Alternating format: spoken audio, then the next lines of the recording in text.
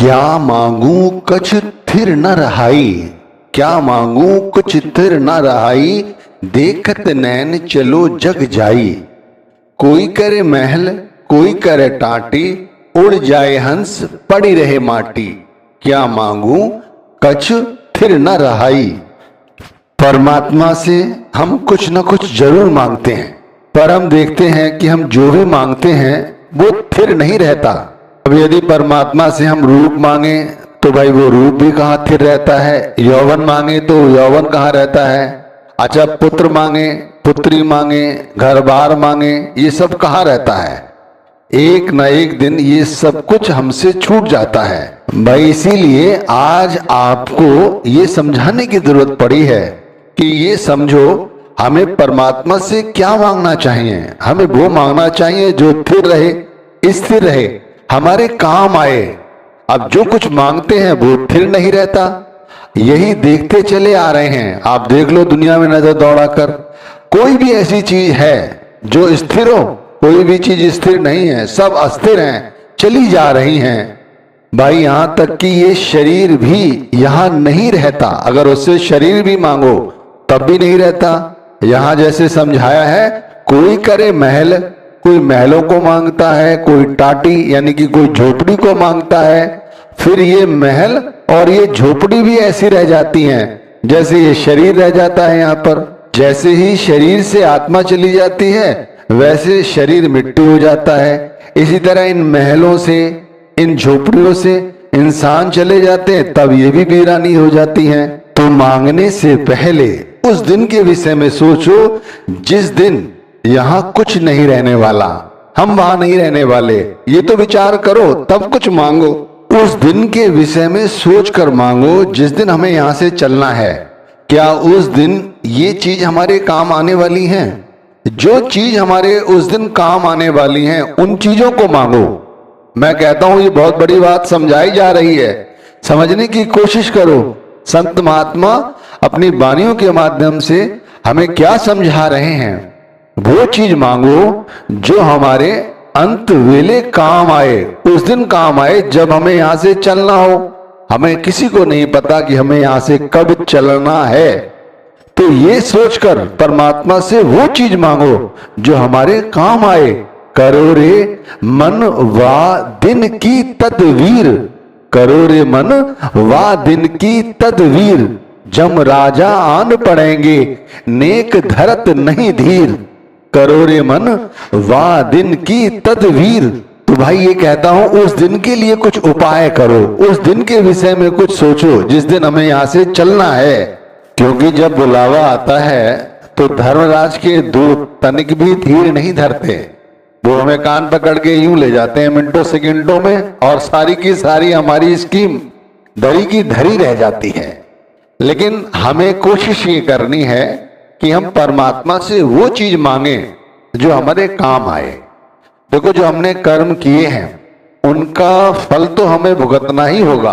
अब जो ज्ञानी है, ज्ञानी काटे ज्ञान से, मूर्ख काटे रोए। जब कर्मों का हिसाब किताब देना पड़ता है तो मूर्ख लोग, जो साकत लोग हैं, जो मनमुख हैं, वो रोते हैं। जो ज्ञानी हैं, परमात्मा की भक्ति करते हैं और सच जानते हैं, वे इस सच को खुशी खुशी स्वीकार करते हैं। इसलिए भाई जो कर्मों का हिसाब किताब है वो तो चुकाना ही पड़ेगा। अब यदि कोई गुरु से नामदान ले ले और उसने बहुत सारे पाप किए हों और ये सोचे अब नामदान ले लिया है, मैं नाम की कमाई करता हूं, नाम जपता हूं, तो फिर जो कर्म बुरे किए हुए हैं हमें उसका हिसाब किताब नहीं देना पड़ेगा। ऐसा नहीं है, हिसाब किताब तो चुकता करना ही पड़ेगा। इसीलिए भाई ये बात समझाई जा रही है कि कर्मगत टारे नाही टरी, मुन वशिष्ठ से पंडित ज्ञानी, शोध के लगन धरी। कर्मगत टारे नाही टरी। अब इस उदाहरण से समझो, महाराज श्री रामचंद्र जी का राज्य अभिषेक का शुभ मुहूर्त गुरु वशिष्ठ जी ने निकाला था, लेकिन उसके बाद भी उसी शुभ मुहूर्त पर महाराज श्री रामचंद्र जी को वन जाना पड़ा। आप देख लीजिए, क्या ज्ञान की कोई कमी थी? ज्ञान की कोई कमी नहीं थी, लेकिन जो कर्म किए हुए थे राजा दशरथ ने, उसका हिसाब किताब तो चुकता करना ही था ना, वो इनको बन जाना पड़ा। अब कहते हैं वहां पर कई सारे ऐसे राक्षस थे, जैसे रावण, मेघनाथ, कुंभकर्ण, इनके भी कर्मों का हिसाब किताब चुकता होना था, इसीलिए सब कुछ कर्मों के हिसाब से अपने आप हुआ। अब बात ये समझ में आती है कि सब कुछ हमें क्यों नहीं दिखाई देता, हमें ये क्यों नहीं दिखाई देता कि जो हमारे साथ हो रहा है वो हमारे कर्मों के हिसाब से हो रहा है।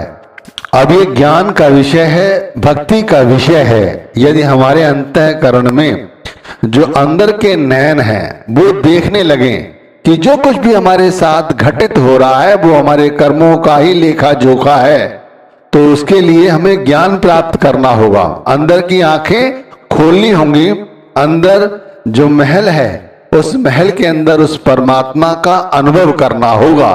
कहा गया है, कर नैनो दीदार महल में प्यारा है। इस तरह से नाम भक्ति करो, इस तरह से परमात्मा का ध्यान करो कि हमें उसका अनुभव अंतर में हो। जैसे हम सुबह नाम जपते हैं तो नाम जपते समय हम अपने ख्याल को दोनों आंखों के बीच में थोड़ा सा ऊपर, जहां बहनें बिंदी लगाती हैं, इस जगह अपने ध्यान को रखते हैं। इस जगह ध्यान करते हुए हमें उस प्यारे को देखना है। कर नैनो दीदार महल में प्यारा है, इस जगह पर उस प्यारे को अंदर देखने की कोशिश करनी है। जब अंदर इस तरह की कोशिश करोगे तब अंदर क्या दिखाई देगा? सबसे पहले हमें दिखाई देगा काम, क्रोध, लोभ, मोह, अहंकार, जो हमारे अंदर है वही तो दिखाई देगा। अब अंदर भी वही है, बाहर भी वो है। अंदर बाहर कैसे है? क्योंकि हम जितनी भी वार्तालाप करते हैं उन सभी में कहीं ना कहीं लोभ है, मोह है, आसक्ति है, वासना है। इस जगह ये नहीं होनी चाहिए। इस जगह क्या होनी चाहिए? क्षमा होना चाहिए, संतोष होना चाहिए, भक्ति होनी चाहिए, अनुशासन होना चाहिए। इसके लिए अंदर भी ये सब कुछ होना चाहिए। जब अंदर महल में शील होगा, संतोष होगा, गुरु होगा, शब्द होगा, तभी बाहर भी वही सब कुछ होगा। और ऐसा ज्ञान कैसे होगा? ऐसा ज्ञान जब होगा जब हम वक़्त के किसी संत सदगुरु की शरण में आ जाएं, तब। काम, क्रोध, मद, लोभ विसारो, शील संतोष क्षमा सत धारो, मदद मास मिथ्या तज डारो, हो ज्ञान घोड़े असवार भरम से न्यारा है, कर नैनो दीदार महल में प्यारा है। इस तरह से हमें अंदर जाकर उस सुजान संत सतगुरु की खोज करनी है, उस शब्द की खोज करनी है जो उन्होंने हमें दिया है। उसकी खोज करने पर ही अंदर से जो काम, क्रोध, लोभ, मोह है ये निकल सकता है और उसकी जगह संतोष आता है, शील आती है, क्षमा आती है, भक्ति आती है। ये तब आता है। और ज्ञान के घोड़े पर बैठकर, भक्ति के घोड़े पर बैठकर ही हम अंतर में उतर सकते हैं और अंतर में जाकर उस प्यारे की भक्ति कर सकते हैं, वैसे नहीं। और जब अंदर ऐसे नजारे होंगे, अंदर गुरु के दर्शन होंगे, शब्द के साथ हमारा आत्म साक्षात्कार होगा, फिर हमें ये दुनिया प्यारी लगेगी, फिर हमें मनुष्य जन्म का उद्देश्य समझ आएगा।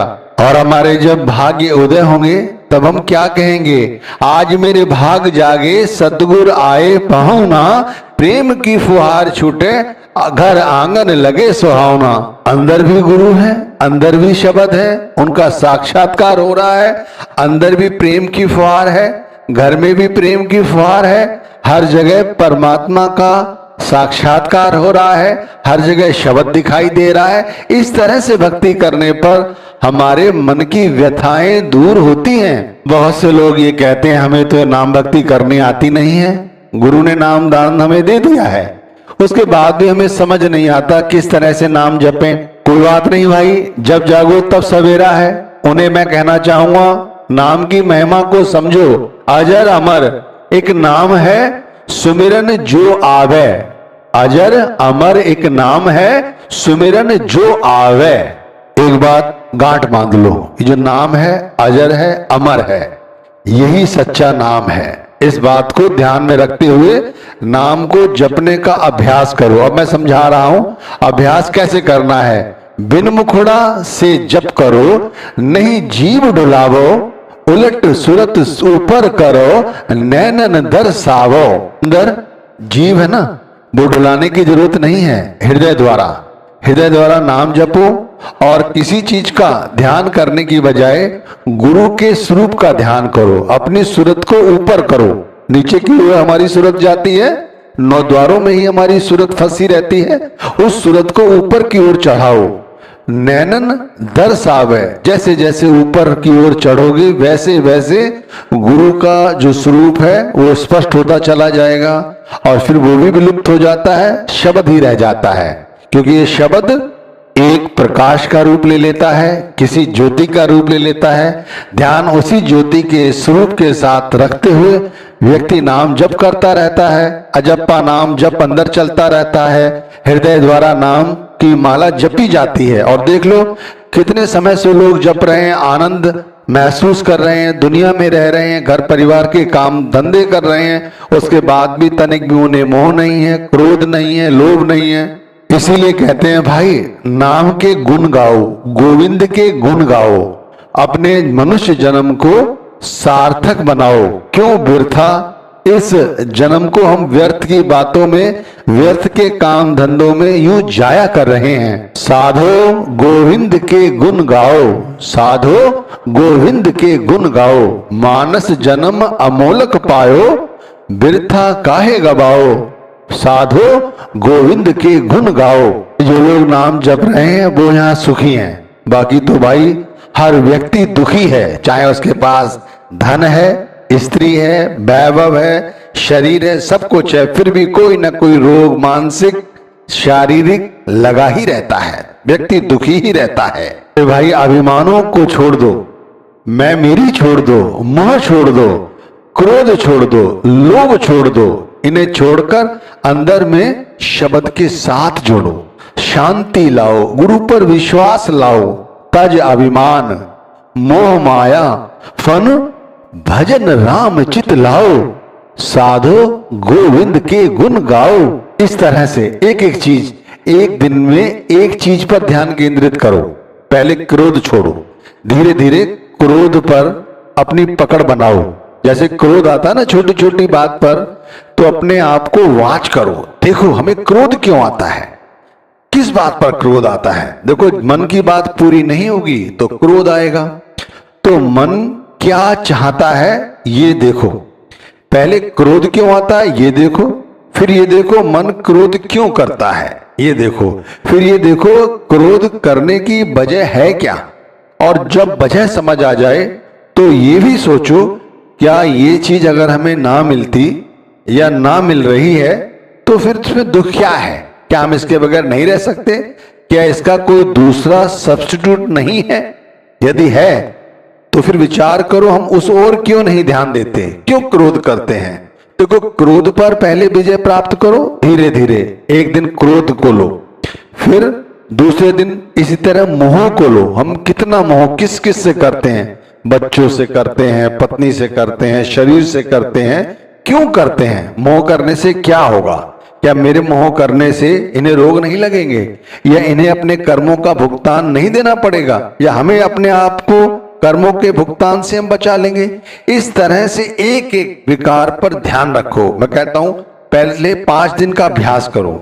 5 दिन पहले एक दिन काम को लो, क्रोध को लो, लोभ को लो, अहंकार को लो, इसी तरह करो। फिर छठे दिन क्या करो, फिर सबको लो, अपने आप को वाच करो, कोशिश करो कि अपने आप को स्वतंत्र रखो। अपने मन को स्वतंत्र रखते हुए ये देखो अंदर चल क्या रहा है, बाहर कुछ नहीं है भाई, अंदर बहुत कुछ है। अंदर के तमाशे देखने लगेंगे, उस दिन समझ आएगा कि वाकई में हम चलते फिरते परमात्मा स्वयं हैं, हम वाकई में शब्द हैं। अभी तो हम क्रोध मोह विकारों में इस तरह उलझे हुए हैं कि हम आत्मा के सच को समझ ही नहीं पा रहे हैं। यहां समझाया जा रहा है साधो गोविंद के गुण गाओ, तज अभिमान मोह मायाफुन भजन राम चित लाओ। कैसे भजन, भजन तो करते ही नहीं है। भजन तो इतना कठिन लगता है हमें, हम कर ही नहीं पाते 10 मिनट। अब भजन किन लोगों का बनता है भाई? जिन लोगों के हृदय में आठों पहर गुरु समाये रहते हैं, शब्द समाये रहते हैं, जिन्हें गुरु का शब्द हर समय प्रिय है, उनका भजन बनता है। अब आप यदि ये समझें केवल नाम जपने से ही हमारा भजन बनने लगेगा तो भी बहुत गलत सोच रहे हैं। भक्ति जितनी भी करो, चाहे कम करो, भाव के साथ करो। अब हम लोग नाम जपते हैं लेकिन ख्याल कहीं और होता है, भाव नहीं बनते। भाव के साथ भक्ति करो, चाहे थोड़ी ही करो। थोड़ी ही भक्ति उस परमात्मा को प्रिय है, लेकिन भाव सहित करो।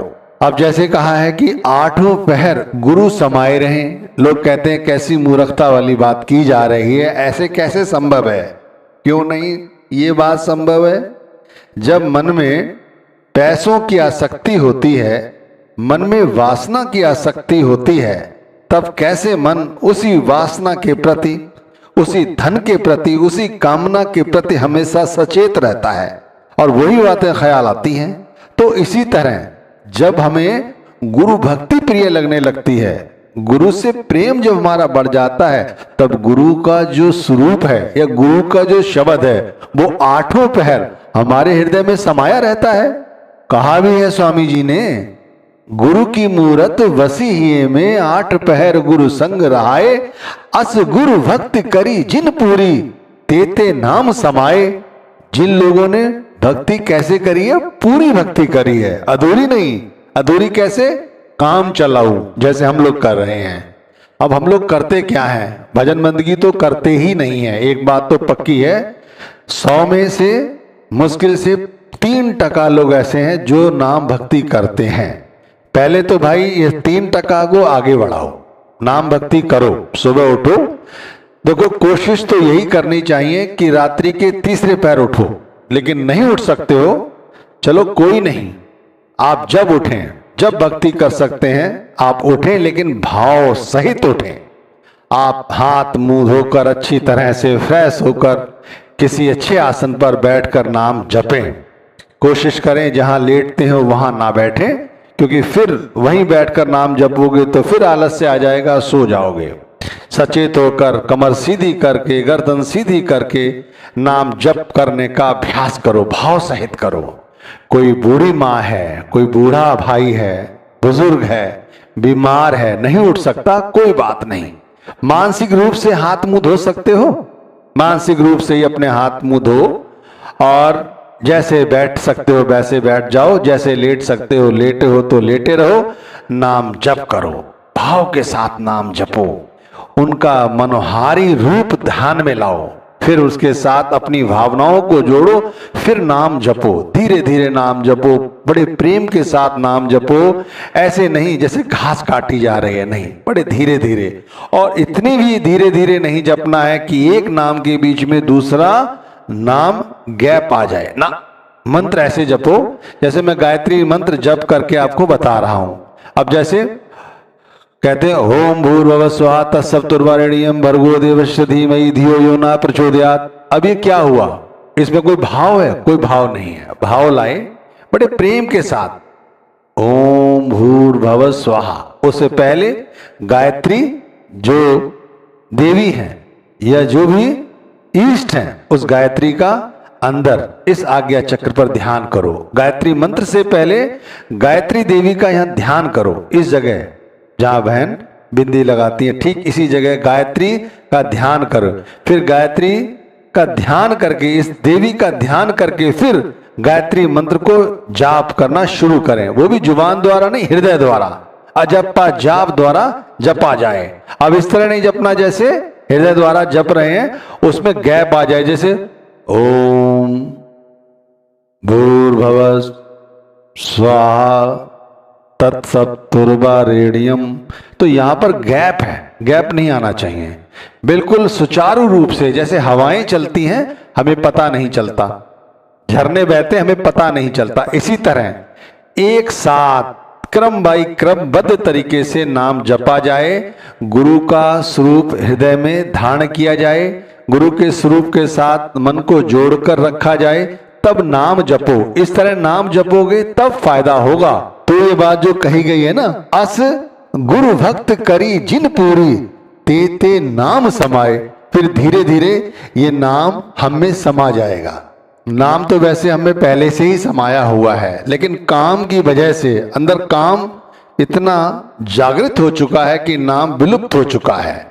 तो इसलिए हमें काम को हटाकर एक तरफ रखना है और नाम को जागृत करना है। फिर इस तरह पूरी भक्ति करनी है जिससे गुरु हमसे रीझें, गुरु का स्वरूप हमारे अंग संग रहे। देखो, पूरा गुरु ही ये बात समझा सकता है। गुरु पूरा कौन है? वो गुरु पूरा है जो नाम का भेद देता है, जो नाम का वाकिफकार है, जिसने अपने अंदर नाम को जागृत कर लिया है। वो जानता है कि अगर जीवात्माएं जितनी यहाँ हैं, उनमें से जितनी जीवात्माएं नाम के साथ जुड़ेंगी, वो भी नाम की अधिकारी बन जाएंगी और फिर वो भी अपने साथ और जीवात्माओं को जोड़ेंगी। ध्यान रखना, यहाँ कुछ नहीं लिया जा रहा है, किसी तरह से कुछ नहीं लिया जा रहा है। पूरे संत कभी कुछ लेते हैं? कुछ नहीं लेते। गुरु नहीं भूखा तेरे धन का, उन पे धन है भक्ति नाम का। इतना बड़ा धन है उनके पास, उन्हें और किसी धन की आवश्यकता नहीं है। इसीलिए संत महात्मा हमें प्रेम में आकर बोरा तक कह देते हैं। कहते हैं, श्वासों श्वास होश कर बोरे, पल पल नाम सुमिरना, यहाँ की गफलत बहुत सतावे, फिर आगे कछ नहीं बन पड़ना। कहते हैं, श्वासों श्वास नाम को बसा ले, होश में आ जा, पल पल नाम को सुमिर कर। अरे भाई, तू किस गफलत में है? अगर इन्हीं गफलत में रहेगा तो फिर यही तुझे सताती रहेंगी और फिर तू आगे नहीं बढ़ पाएगा। देख लो, बहुत सारे लोग आपको ऐसे मिलेंगे। आप गुरु घर के घर चले जाओ तो वहां बहुत सारे लोग आपको ऐसे दिखाई देंगे जो आपसे पहले नामदान के अधिकारी रहे होंगे, नामदान मिल भी गया होगा, सारा घर भी सत्संगी होगा, लेकिन ना उनका रवैया बदला बोलने चालने का, ना ही उनसे आज तक कभी क्रोध गया, ना कभी आसक्तियों के प्रति उनकी जो सोच बदली। घर का वातावरण भी ऐसा ही है और ना ही उनकी नाम के प्रति कोई सोच बदली। वो तो नाम जपते कहाँ हैं, बस ये दिखाते हैं दुनिया को कि हम सत्संगी हैं। कहीं हम लोग भी ऐसे सत्संगी तो नहीं है भाई? यदि ऐसे हैं तो भाई अब भी जाग जाओ, कोई बुरी बात थोड़ी है। ऐसा है, अच्छे स्टूडेंट्स होते हैं जो क्लास में, उन्हें अध्यापक ज्यादातर आगे बिठाते हैं। मैं विनम्रता से कहूँगा उन अध्यापकों को कि जो बच्चे पढ़ाई में कमजोर हैं उन्हें आगे बिठाना चाहिए, क्योंकि जो अच्छे हैं जल्दी बात कैच कर लेते हैं, वो तो कैच कर ही लेते हैं। तो इसका मतलब ये थोड़ी कि उन्हें छोड़ दिया जाए। देखो, जो पूरा गुरु है वो कभी ऐसा नहीं करता। उसके यहाँ पर तो राजा राणा राव रंग सब एक हैं, कोई बड़ा नहीं। उसके यहाँ तो वो बड़ा है जो सुमरे निष्काम, जो निष्काम होकर नाम जपता है, उसे वो अपना शिष्य प्यारा है। तो भाई हमें भी इसी तरह गुरु का प्यारा बनना है। और हमारी अवस्था कैसी हो जाए? बस अब मन में गुरु चरण बस जाएं और दम दम यानी हर दम गुरु नाम के अंदर जो नाम की मोती हैं, वो जो माला है, वो हमेशा चलती रहे, नाम जब चलता रहे। और जो घट भीतर धुन है, भजन के माध्यम से उस धुन को सुने। और जो सूरत है जो यही है, यही यानी इस शरीर के अंदर है, वो सूरत नीचे की बजाय ऊपर की ओर चढ़े। गुरु चरण बसे अब मन में, मैं सेऊं दम दम तन में, फिर प्रीत लगी घट धुन में, चढ़ पहुंची पहली सुन में। यहाँ पर जो पहली सुन कही गई है, इसे समझ रहे हैं आप? ये बहुत बड़ा तत्व ज्ञान है, इसे समझें। पहली धुन का मतलब है सुन होने का पहला स्थान है सहस्त्रल कवल। एक ऐसा कवल जिसकी 1000 पंखुड़ियां हैं। इस कवल पर हमारी ध्यान जब टिकने लगता है गुरु के स्वरूप के साथ, तब हमारी सुन्न की समाधि की शुरुआत यहां से होती है। ध्यान रखना, पूरे संत सुजान जो हैं वो हमेशा ही सुन्न समाधि की ओर आपको ले जाएंगे। सुन्न से जोड़ेंगे, पहले सहस्त्रल कवल से जोड़ेंगे, फिर उसके बाद दूसरे रूहानी मंडल, तीसरे रूहानी मंडल और तीसरे चौथे रूहानी मंडल के बीच में शून्य और महाशून्य की संपूर्ण समाधि है। इस संपूर्ण समाधि में उतरकर ही जीवात्मा चौथे रूहानी मंडल यानी भंवर गुफा में प्रवेश करती है। वहां जाकर इस शब्द धुन का साक्षात्कार करती है। यह है तत्व ज्ञान। जब आप भजन करेंगे तब आपको यह अनुभव अपने आप होने लगेंगे। लेकिन दुर्भाग्य है कि हम अभी सिमरन ही ढंग से नहीं कर रहे हैं, तो भाई भजन कब करेंगे? अब लोग कहते हैं कि भाई इतना कुछ कैसे करा जाएगा। बहुत बड़ी बात बताई आपने कि सुबह रात्रि के तीसरे पहर उठो, तब नहीं उठ सकते हो तो चलो जब चाहे तब उठ गए तब करो। फिर दिन में भी चलते फिरते नाम जप करो, खाते पीते नाम के विषय में सोचो, रात्रि को भी घर में आओ तो नाम जप करो, सोते सोते भी नाम जप करो, फिर सुबह उठो फिर नाम जपो। भाई कुछ ज्यादा नहीं बता रहे हैं आप? इतना कहाँ कर पाएगा इंसान? एक और घर परिवार भी है, बच्चे भी हैं, अपनी जरूरतें भी हैं, उन्हें भी पूरा करना है, तो ये कैसे होगा? बड़ा आसान है भाई, बहुत आसान है। उन लोगों को मैं विनम्रता से कहना चाहता हूं, ये बहुत आसान है। गुरु का ध्यान धरो हृदय में, मन को राखो थाम। जो मन बकबक कर रहा है, जो मन हमें डरा रहा है कि अब गुरु भक्ति नहीं कर सकते, उस मन को राखो थाम। सिर्फ कैसे? गुरु का ध्यान धरो हृदय में। गुरु का ध्यान हृदय में रखो, अपने आप ही सब कुछ होता चला जाएगा। वे दयाल तेरी दया विचारें, दम दम करे सहाम।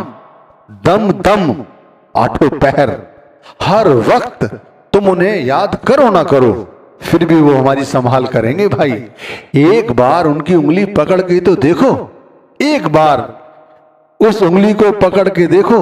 सारा संसार एक हाट की तरह है और कुछ नहीं। इस हाट बाजार में जैसे ही उनकी उंगली छोड़ोगे भाई, यहां भटक जाओगे। सिर्फ रोने के सिवाय, चिल्लाने के सिवाय कुछ नहीं होगा। अभी नाम की डोरी उन्होंने खुद पकड़ाई है, खुद उन्होंने अपनी उंगली दी है। अभी हम उंगली नहीं उनकी पकड़े हैं। अब बाद में हम रोएंगे, चिल्लाएंगे, उनसे समय मांगेंगे। लेकिन शुरू में बताया ना, जब धर्मराज के दूत आएंगे हमें लेने, वो कुछ नहीं, कोई किंतु नहीं, कोई परंतु नहीं, तुरंत चलना होगा। जिस स्थिति में है उसी स्थिति में चलना होगा। अगर हम खाना बना रहे हैं, बहन हैं, तब उठाना है तो उठा लिए जाएंगे। शौच कर रहे हैं, वक्त आ गया तो उठाना है तो उठा लिए जाएंगे। सोए पड़े हैं, उठाना है तो उठा लिए जाएंगे। शोर शराबे में खुशियां मना रहे हैं, बच्चों की शादी में है, नाच रहे हैं, जश्न कर रहे हैं, समय आया उठाना है तो उठा लिए जाएंगे। कोई लोक नहीं, कोई लिहाज नहीं। भाई जो विधान है विधाता का वो पूरा होगा। इसीलिए कहते हैं गुरु का ध्यान धरो हृदय में, मन को राखो थाम। बेदयाल तेरी दया विचारें, दम दम करें सहाय। वो हमारी इस तरह सहायता करते हैं, तो हमें अपने गुरु के अंतर्मुख होकर दर्शन करने चाहिए। 24 घंटे गुरु के दर्शन हो। ऐसे समझिए जैसे बछड़ा अपनी गाय के दर्शन करता है, तब बछड़ा अपनी गाय के साथ चिपट जाता है, अपनी माँ के साथ चिपट जाता है। ऐसे ही जैसे गुरु के दर्शन हो, रो, गिड़गिड़ाओ, भक्ति से उनके पैर पकड़ लो, नाम के साथ जुड़े रहो। भाई घर में बैठकर नाम की भजन बंदगी करो, इससे बड़ी भक्ति कोई है नहीं। जब गुरु दर्शन मिले भाग से, जब गुरु दर्शन मिले भाग से, मगन होत जस बछड़ा गाए। ऐसी प्रीत लगी जिन गुरुमुख, सो सो गुरु अपनाए। और ऐसी अवस्था कब होगी? जब उनके साथ प्रीति लगेगी। सत्संग की शुरुआत कहां से की गई थी? क्या मांगू कछु थिर ना रहाई, देखत नैन चलो जग जाई। क्या मांगू कछु थिर ना रहाई। परमात्मा से परमात्मा को मांगो, गुरु से गुरु भक्ति मांगो, गुरु से आत्म साक्षात्कार मांगो, परमात्मा का साक्षात्कार मांगो, मोक्ष मांगो। उनसे संसार की वस्तुएं ना मांगो, वो सब जानता है। जो जानने की ताकत रखता है भाई, कहते हैं संत महात्मा, वो देने की ताकत भी रखता है। उन पर विश्वास करो और जो वो कहें वो करो, यही हमारा सबसे बड़ा धर्म है।